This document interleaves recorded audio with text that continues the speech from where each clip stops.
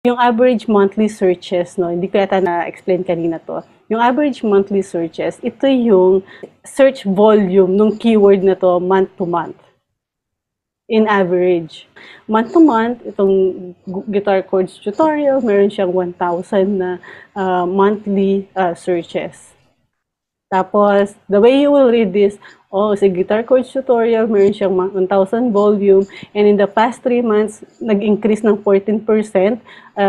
Year on year, nag-increase siya ng 14%.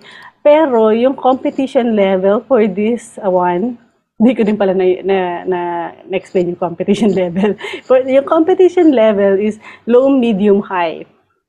So, ibig sabihin, medyo competitive tong keywords na to. Kung medyo competitive to, most likely mahal yung top of page bid niya. Kasi madaming nagbibid, in demand yung keyword, kaya most likely mataas. Expect mo agad mataas itong top of page bid. Yon. I think yun muna for this one. Sa next lesson natin, pag-usapan natin paano i-organize yung keywords by customer journey. And then, hindi lang by customer journey, by theme pa. Okay? So, see you sa next lesson. All right, see you.